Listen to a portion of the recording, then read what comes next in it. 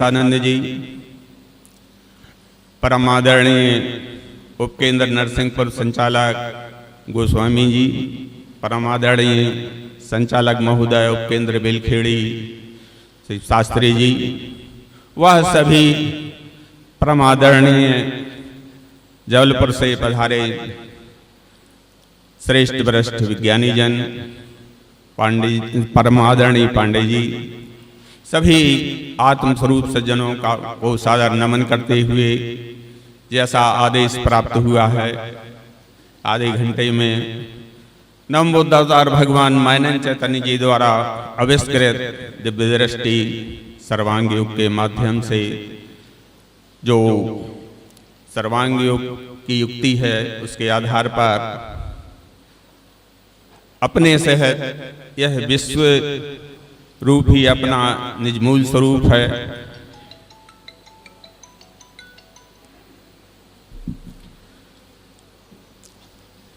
परम आदरणीय उपस्थित आत्मस्वरूप सज्जनों, मानव जीवन का मुख्य उद्देश्य ही अखंड सुख प्राप्ति करना है और वह अखंड सुख प्राप्ति, स्थायी जो सुख अखंड सुख प्राप्ति है वह स्थायी वस्तु से प्राप्त होती है। जैसा कि हम सब भाग्यशाली हैं, नवम बुद्ध अवतार भगवान मानन चैतन्य जी ने एवं परंपरा प्राप्त मिमम राजऋषियो विदु सा काले ने मेता योगो नष्टा परंत, जो गीता जी के अनुसार और गीता जी के अध्याय 11:8 में जो है, ना तो माम से दृष्टुम नैने सुचक्षुषा दिव्यम ददामि ते चक्षु पश्चिमे योगेश्वरम। यह आदिकाल से चली आई परंपरा आदि नारायण भगवान में जो स्वयं विस्फुरित हुई थी, जिसका उल्लेख है पुरुष सूक्त में, ओम सहस्त्र शीर्षः पुरुषा सहस्त्राक्ष सहस्त्रपाद सा भूमि विश्वतो वृत्वा तेतिष्ठ दशांगलम। ये परंपरा पुरानी सनातन है, जो अवतारों द्वारा भी सप्तम अवतार रामचंद्र जी, अष्टम अवतार श्री कृष्ण भगवान और नवम बुद्ध अवतार भगवान मानन चैतन्य जी ने बड़े अत्यंत सरल शब्दों में हमारे सबके मानव कल्याण के हेतु अब अत्यंत घोर तपस्या कर यह कम शब्दों में कम अपने सबको मेहनत करना पड़े और लक्ष्य हो जाए कि है हमारा विश्व ही विश्वरूप परमात्मा अपना निज मूल स्वरूप है। परम आदरणीय सज्जनों, इसके लिए भगवान कहते हैं कि स्वयंभू वस्तु जो अखंड सुख शांति का स्रोत है, उसको जानने के लिए भी हमारे इस साधन धाम मोक्ष कर द्वारा में साधन भी स्वयंभू हैं, क्योंकि स्वयंभू वस्तु को जानने के लिए जो हमारे पास स्वयंभू साधन हैं वो 5 ज्ञानेंद्रिय, 6वां मन, 7वीं बुद्धि, 8वां स्वयं जीवात्मा, इंद्रियाणि नरे पंच षष्टम तु मनुचिते 7वीं बुद्धि इत्याहु क्षेत्रज्ञ पुनि 8वां। ऐसा जो उल्लेख है वह हमारे शरीर में परम विश्वरूप परमात्मा की कृपा से जो साधन प्राप्त हुए हैं, उन्हीं साधनों का भगवान ने एक एक करके जो हमारे में भी जो भी विसंगतियां हुई हैं, वे सुने हुए, पढ़े हुए या माने हुए, देखे हुए विचारों के कारण ही विसंगतियां हुई हैं। भगवान ने क्रमशः उन्हीं साधनों को एक एक करके निरसन करते हुए लिखा है, अपने लिए लक्ष्य कराया है।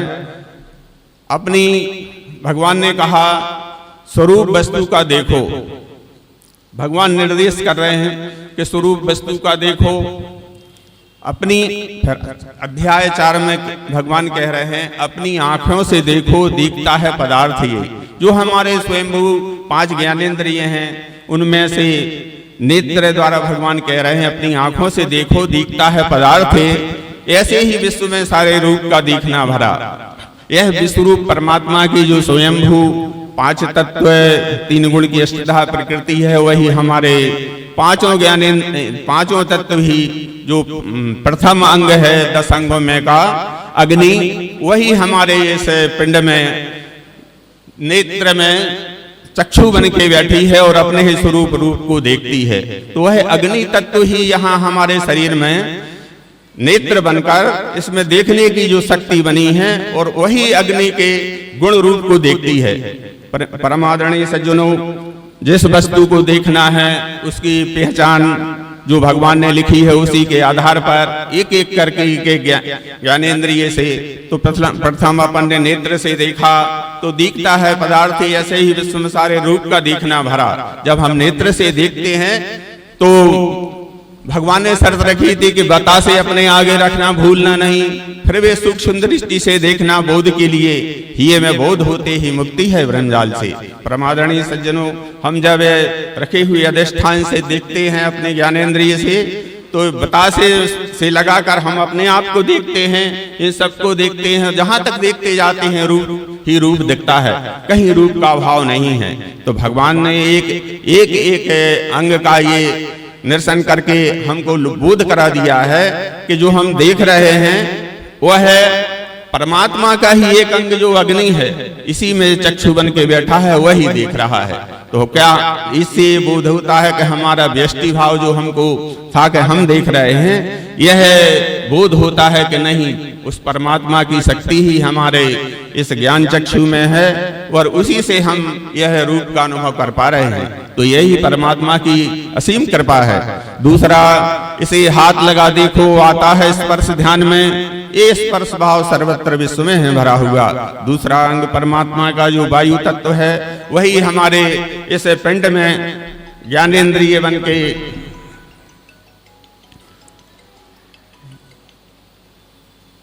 त्वचा ज्ञानेंद्रिय है और हम इसे हाथ लगा, भगवान कह रहे हैं कि इसे हाथ लगा देखो, आता है स्पर्श ध्यान में। तो इस अधिष्ठान से लेकर हम देखते हैं छू के, तो स्पर्श का अनुभव आता है, हमें भी आता है। और यहाँ जहां तहां तक हम स्पर्श का अनुभव करते हैं सभी जगह, तो वह जो परमात्मा का दूसरा अंग वायु है, हमारे शरीर में ज्ञानेंद्रिय त्वचा और स्पर्श रूप से इसका यहाँ से लगाकर पिंड से सब में अनुभव आता है। इसी इसमें शब्द है स्थाई, बजा के कान से सुनो, ऐसे ही विश्व में भी है शब्द भाव भी। तो तीसरा अंग जो आकाश है, वही आकाश हमारे इस पिंड में श्रोत्र शक्ति बन के बैठा है और जहां तक हम देखते हैं इस पिंड से लगाकर, तो देखते हैं शब्द का अनुभव आता है। तो भगवान कहते हैं शब्द है, इसमें शब्द है स्थाई, बजा के कान से सुनो, ऐसे ही विश्व में भी इससे शब्द भाव भी, इससे लगाकर हम में जहां तक हम देखते हैं तो शब्द का ही शब्द का अनुभव आता है। इसके बाद भगवान का चौथा जो अंग है जल, तो जल के हमरे इस पिंड में ज्ञानेंद्रिय रसना है जीभ। तो भगवान कहते जीभ से लगा देखो, वस्तु में कुछ स्वाद है, ऐसे ही विश्व में भी है रस भाव भरा हुआ। यह परमात्मा का जो जल तत्व है वह हमारे इस पिंड में ज्ञानेंद्रिय रसना माने जीभ है। और इस पिंड से लगाकर हम जब अनुभव करके देखते हैं, अपने में देखते हैं, इसमें सब में देखते हैं, तो रस का ही रस अनुभव आता है। मतलब इस पिंड से लगाकर पूरे संपूर्ण आदि मध्य अंत रहत विश्व में रस का ही अनुभव आता है। पांचवी ज्ञानेंद्रिय हमारे इस पिंड में जिह्वा है, घ्राण है, और परमात्मा का जो पांचवा अंग पृथ्वी है, वही इस मतलब पिंड में ज्ञानेंद्रिय घ्राण बना है। तो भगवान कहते हैं नाक से सूंघ के देखो, गंध है इसमें भरा, इसी रीत लखो सारे दृश्य में गंध भी रमा। तो हम इससे जब पिंड को लगाकर देखते हैं तो इसमें गंध का अनुभव आता है। हम में भी देखते हैं, इस पिंड में भी सब चीजों में जब देखते हैं तो आदि मध्य अंतर है, सब में गंध का ही अनुभव आता है। इस प्रकार यहाँ लोग पांच तत्वों का सूक्ष्म भेद लिखा दिया। परमादरणीय सज्जनों, यह पांच तत्व जो परमात्मा के पांच अंग हैं, वही इस पिंड पांच ज्ञानेंद्रिय हैं। और इस पिंड से लगाकर सब वस्तुओं में अनुभव करने पर पांच का ही अनुभव आता है। तो यहाँ लोग पांच तत्वों का सूक्ष्म भेद लिखा दिया। इसी में पांच का ब्यौरा पंचीकरणाचका, और जितना दृष्टव्य दिखने में आता है सब पंचीकरण उसी पांच तत्वों से बना हुआ है।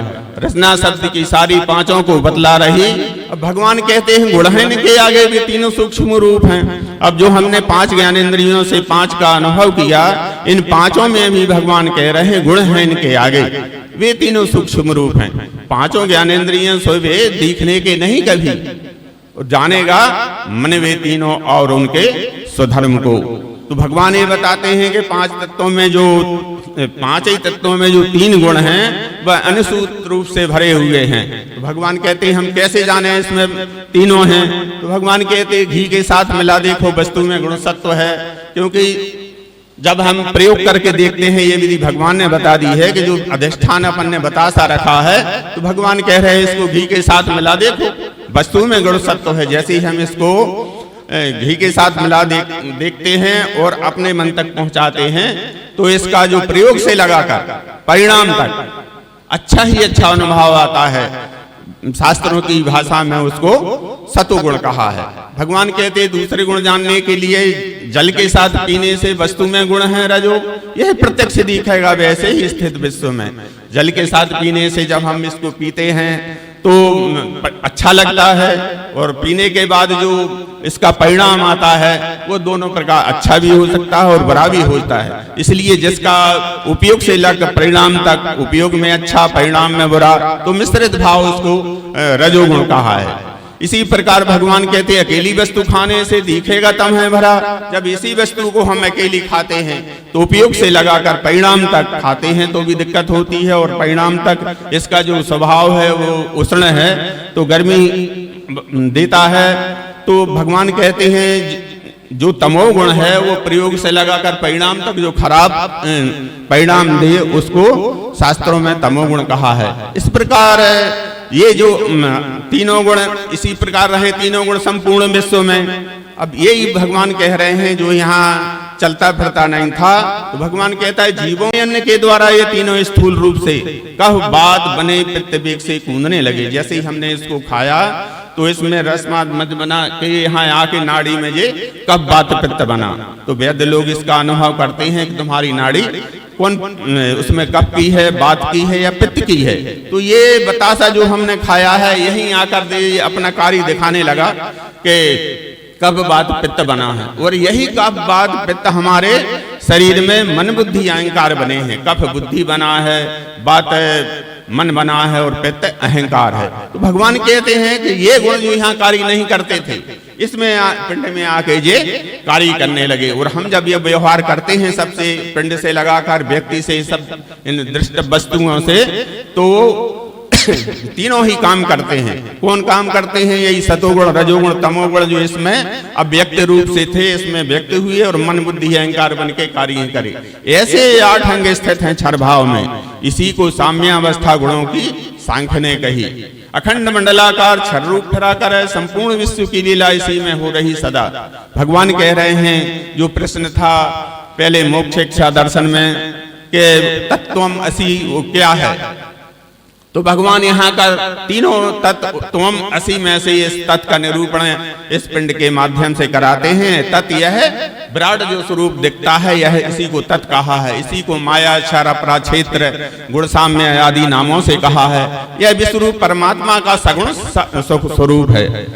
ये सगुण स्वरूप जो दिख रहा है परमात्मा को, इसको अन्य अन्य जो भाषाओं में कहा गया है तो अखंड मंडलाकार क्षर यही तत्पद है। दृश्य विराट नाम से सबों को भगवान कह रहे दिखता तो हम पैदा हुए थे जब से दिखता है कि ये है, पर हम अपनी दृष्टि से देखते हैं और व्यष्टि भाव से देखते हैं। तो इसमें जो दिव्यता भगवान ने आई कि सबों को दिखता है प्रत्यक्ष पर जानते नहीं, पर ये भगवान ने बता दिया कि यह विश्वरूप परमात्मा का सगुण साकार स्वरूप है। यह तत्व जो है निरूपण करके बताया कि वह है विश्वरूप परमात्मा का सगुण। यह लक्ष्य करा दिया, क्योंकि हम तो अपने हिसाब से देखते थे अपने उपयोग की वस्तुएं हैं, ये सब हमारे व्यवहार ये हैं। पर भगवान ने कहा नहीं, जिसकी हम खोज थी अखंड सुख शांति की, जो हमें परमात्मा की खोज अपने मूल स्वरूप की जो बात थी जानने की, वह जान में आए। तो ये भगवान ने निरूपण करा दिया कि जो दिखता है यही विश्वरूप परमात्मा का सगुण साकार स्वरूप है। अब ये सगुण स्वरूप है। भगवान कह रहे हैं कि अब इसके अब अक्षर आत्मा को जानने की सुरीति है। इसमें जो शक्ति है इसको जो स्वरूप धारण किया है किसने किया है? तो भगवान कह रहे हैं वह अक्षर आत्मा को जानने की सुरीति है। उस लक्ष्य लखाते हैं इसे लेना श्रद्धा से सत्य की है।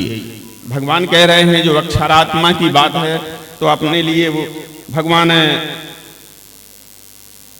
हमारे लिए शर्त लगते हैं कि इसको जानने के लिए सात्विक श्रद्धा आवश्यक है। इसलिए ना सात्विक श्रद्धा से ही, क्योंकि कहाँ देखना है, भगवान कह रहे संपूर्ण विश्व की लीला क्षर में जिस हो रही उसमें जो बैठी हैगी, कहीं आत्मा को खोजने की जरूरत नहीं है। यह पिंडल से लगाकर, रवे से लगाकर सब में बैठी हैगी। कैसी बैठी हैगी? अस्ति भांति प्रियत्व से। इस आत्मा के बारे में वेदों ने जो नीति नीति कहा है, भगवान मायानंद चैतन्य जी ने यह अधिक परिश्रम करके वह वस्तु का हमको लक्ष्य करा दिया कि कहीं ढूंढने की जरूरत नहीं है। इस रवे से लगाकर इसमें अस्थिभाति प्रिय रूप से उसका ही स्वरूप दिख रहा है। तो अस्थिभाति प्रियत्व से वेदों के जो नीति कैसा हो, उस वस्तु की भगवान ने उपलब्धि करा दी कि कहीं इस पंडे से लगाकर, कण से लगाकर सब में वही आत्मा का ही ये स्वरूप है। चाहे अपने बतासा यहाँ ये इसने उसी आत्मा ने ही वह स्वरूप धारण किया है। तो वेदों के नीति सा वस्तु की उपलब्धि उसी का भास सर्वत्र हो रहा दृश्य मात्र में, वो मिठास ही है, ये आत्मा है। तो भगवान ने ये मिठास जो बतासा रखा है, प्रिय आत्म स्वरूप सज्जनों, सबसे समझने की बात है कि इस रवे से लगाकर इससे मिठास अलग नहीं हो सकती। चाहे हम किसी भी प्रयोगशाला में जाएं, कितने भी प्रयत्न कर लें, कोई भी युक्ति अपना लें, पर इस मिठास से स्वरूप को अलग नहीं किया जा सकता। इसी प्रकार जो हम आत्मा की खोज जानने की जो हम में चाहत थी कि वह क्या है, तो हम रहता कहाँ, वो जो आत्मा है वो तो हम रहता कहाँ, तो भगवान ने कहा वो इसी में रहता है। पर रहता कैसे है? तो भगवान ने जो अस्थिभाति प्रिय बताया कि इस हिसाब से रहता है। तो कैसे? तो भगवान कहते हैं बुद्धि के बल से हो व्यवस्थित सिद्ध वस्तु का, आंखों से देखना चाहे दिखेगा विश्वरूप ही। जिसका जो भाव है, पांच ज्ञानेंद्रियां, मन जो स्थूल है तो स्थूल को देखता है, बुद्धि जो उससे सूक्ष्म है तो सूक्ष्म देखती। तो इसने बुद्धि के बल से हो गए, बल से क्योंकि हमारी बुद्धि तो अबला थी। सदगुरु ने जब इसको बल दिया, जानने का पूरा सर्वांग योग सदगुरु की कृपा ही है कि उनने ये बल दिया। तो यह वस्तु जैसे हम अलग देखते थे, वह हमको उसमें दिव्यता दिखने लगी कि परमात्मा भाव से हम इसको देखने लगे। तो बुद्धि के बल से हो अस्तित्व सिद्ध वस्तु का, आंखों से देखना चाहे दिखेगा विश्वरूप ही। जब हाँ आंखों से देखना चाहे तो पांच ज्ञानेंद्रियों छठ में से बता दिया, जो दिखता है वही सगुण स्वरूप है परमात्मा का। जो बुद्धि से दिखता है वो अक्षरात्मा इसमें व्याप्त है। तो ये आंखों से देखना चाहे दिखेगा। शब्द, स्पर्श, रूप, रस, गंध, गुणत्रय, आठों का जो लय स्थान साम्यावस्था जिसे कहें, उसी में जो रहे स्थायी अभिन्न गर्भ रूप से, वही मिठास जो है अभिन्न गर्भ से इसका साथ नहीं छोड़ दिए। ज्ञानियों को भासती है साक्षात भाव से, वही यही ईश्वर संज्ञा से, इसी को ज्ञान दृष्टि से आत्मा और कर्म दृष्टि से ईश्वर कहा है। तो यही ईश्वर संज्ञा से अक्षर रूप स्वरूप में कैसी है, वो नित्य शुद्ध अज स्थायी स्थित है साक्षी भाव से। उसी के साक्षी में यह स्वरूप है और यह जो भी दृश्य है उसी की साक्षी अवस्था में ये सब प्रकाश हो रहा है साक्षी भाव से। सर्वशक्ति उसी में है, ज्ञानी का ध्येय है ही। इसी पिंड से लगाकर जो आत्मा की शक्ति है, ईश्वर सरस्वतीमान है, वो इसी में विद्यमान है। उस शक्ति को कहीं ढूंढने की आवश्यकता, भगवान यही कहते, जो हमारा प्रयत्न था यहाँ वहाँ ढूंढने का, वह भगवान ने हमारी बुद्धि केंद्रित करती है कि नहीं, वो इस कण से लगाकर वह पूरे आदि मध्य अंतर है, वह उसी की शक्ति है। इसमें अंशतः रवा में जितनी होना चाहिए उसी में है, इस स्वरूप की शक्ति इसी में है, इस स्वरूप की शक्ति इसी में है, सब जो सर्व शक्ति इसी में है। ज्ञानी का ध्येय है जो हमारे जानने का है, क्योंकि कोई भी कार्य करने के पहले हमें शक्ति की आवश्यकता होती है। तो भगवान ने कहा उस शक्ति को कहीं ढूंढने की आवश्यकता नहीं है, वह उसी में है। शक्ति और शक्तिमान जिसकी शक्ति है वह स्वरूप में दिख रही है। सर्वशक्ति ज्ञानी का ध्येय है। कर्मारंभ जताने को संज्ञार्थ ओम कहें श्रुति, उस अक्षर का बोध कराने हो तो भगवान ने ओम शब्द जो कहा, हर कार्य के करने के पहले शक्ति की आवश्यकता होती है और शक्ति इसी में निहित है। तो भगवान ने कहा ओम, हम कोई भी कार्य करते हैं सब काम का ओम को उपयोग करते हैं। ओम जैसे ही करते हुए लक्ष्य आता है कि वह विश्वरूप परमात्मा की शक्ति ही का हम नमन कर रहे हैं। संज्ञात ओम कहें श्रुति। ये अक्षर भाव की स्थिति वह आत्मा का बोध भगवान ने यहाँ तक करा दिया। उसी आत्मा को ज्ञान दृष्टि से आत्मा और कर्म दृष्टि जो ईश्वर कहा है उसकी खोज भगवान ने अपनी मिटा दी और इसी वस्तु में बोध करा दिया। तो यहाँ तक है जो क्षर अक्षर दो चीजें थी, हम सोचते रहते इसी को जानने के लिए एक पक्ष हो गया सगुण साकार, एक पक्ष हो गया निर्गुण निराकार। तो भगवान ने कहा ये दोनों एक वस्तु है, इसका लक्ष्य करा दिया, इसी में दोनों का समन्वय है। तो ये स्वरूप दृष्टि से सगुण है तो इस निर्गुण से मिठास भाव से इसमें निर्गुण निराकार है। तो भगवान ने कहा नाम है उसके आगे जान के बुद्धि ही जहां, तो नाम भगवान ने कहा इसका नाम रखते ही दोनों भावों का बोध हो जाता है। तो क्या नाम रखा? भगवान ने कहा शक्कर, क्योंकि यह है मिठास, तो यह स्वरूप यह शक्कर का है। तो नाम शक्कर जो है वो पुरुषोत्तम भाव है। प्रेम का निज स्थान जो तीसरे में कहा था वो यही है, प्रेम मतलब क्षर और अक्षर दोनों का योग है ये। इसलिए भगवान ने कहा नाम शक्कर जो है वो पुरुषोत्तम भाव है। क्षर अक्षर दोनों की नहीं है भावना वहां, क्योंकि जो दिख रहा है सगुण साकार यही है और निराकार भी यही है। इसमें जो व्याप्त है निराकार भी वही, दोनों का धाम भी है, उसको सर्व है कहा। ये सर्व भगवान ने कहा कि जो सर्व है इससे लगाकर, अब सर्व कहते ही सबका बोध आ जाता है, क्योंकि भगवान ने जो सर्वांग योग का नाम रखा है, सर्वांगों का योग इस पिंड से लगाकर इस ब्रह्मांड में कराया, वही इसको सर्व है कहा। तो भगवान ने कहा एक ही वस्तु में जानो, इसमें लक्ष्य करा, इसमें जाना, जो ये सब विश्व वस्तु है तो एक ही वस्तु में जानो, कल्पित भाव तीन ही है। तो एक ही वस्तु में जानो, कल्पित भाव तीन ही है। तो ये लक्ष्य कराने ही तो भगवान ने क्षर अक्षर और ये पुरुषोत्तम की वो कल्पना आदि नारायण भगवान ने की है। उसी के आधार पर उसी का आधार लेकर भगवान ने इस त्रिपुटी के माध्यम से कि ये अपना निज मूल स्वरूप है। जैसे ही अपन ने एक एक करके देखा तो यह पिंड की जो अहम भाव था वह भगवान ने दर्शन कर दिया कि मैं ये अकेला नहीं हूँ, ये मेरा आदि मध्य अंत जो है यथार्थ बोध होने को निज मूल स्वरूप का जो निज मूल स्वरूप है यह अपने सेहत है, विश्वरूप परमात्मा है। तो नाम रखते ही शक्कर, तो शक्कर कहते ही इसका शक्कर का स्वरूप और ये दोनों चीज आ देखिए। जितने नाम हैं अपने इस उद्भिद स्वेजा दंडज जारद प्रकृति गुणों का है कारक, जो भी कार्य है सब इन दोनों का ये अपना ही भगवान कह रहे हैं निज मूल स्वरूप है। और यह परमात्मा का जो दिख रहा है ये कार्य दिख रहा है। तो ये बोध भगवान ने करा दिया कि हम अकेले इस पिंड का जो हम समझ रहे थे कि हम देख रहे हैं, पर पता रहा कि नहीं, वह विश्वरूप परमात्मा की शक्ति इस पिंड में रह के कार्य कर रही है। जब ये बोध हो गया कि यह मेरा ही निज मूल स्वरूप है, तो इसके बाद में आती है कि भाई जब मेरा ही स्वरूप है तो भगवान कहते हैं पश्चात बीज भक्ति का अनन्य बढ़ने लगे, अकर्म रूप से दिखे विश्व में वो सदैव भी। अब ये पता चल गया कि भाई हमारा ही स्वरूप है। तो भक्ति की बात आती है कि भक्ति करना, भक्ति माने सेवा। तो जब तक कि कोई वस्तु सामने नहीं होती तब तक हम उसकी सेवा कैसे करेंगे? तो भगवान ने ये भी झंझट खत्म कर दी, वह वस्तु सामने रख दी कि सेवा किसकी करना है, भक्ति किसकी करना है। तो अपने से लगा कर यह जो भी दिख रहा है तो झंझट जा रहा है, यह सब अपना ही स्वरूप है, यह मानकर सेवा भक्ति करने की आदेश देते हैं। क्योंकि यह बात कहती ही फिर सर्वांग योग स्थायी बीज है दिव्य चक्षु का, ऐसे जो पाठ में लेवे चित्त से निज कर्म में, यदृच्छा से योग क्षेम होवेगा उसका सदा। जब यह हम आश्रय लेकर अपना व्यवहार इससे करते हैं, जिससे हम अच्छा व्यवहार करते हैं, जिससे व्यवहार करते हैं उसकी भी एक जवाबदारी हो जाती। तो यदृच्छा से माने अपने आप ईश्वरीय इच्छा से अपना जो भी कार्य है वह अपने आप होने लगता है, हमको करने की आवश्यकता वह स्वयं विश्वरूप परमात्मा ही। क्योंकि दादा में बुद्धि योगम तम, वह बुद्धि में जिनके द्वारा हमारा कार्य होना होता है उसकी बुद्धि में वो बैठ के हमारा कार्य करते रहते हुए विश्वरूप परमात्मा ही यह कार्य इस रूप में करता है। तो ये भगवान ने अपना ही निज मूल स्वरूप रखा दिया।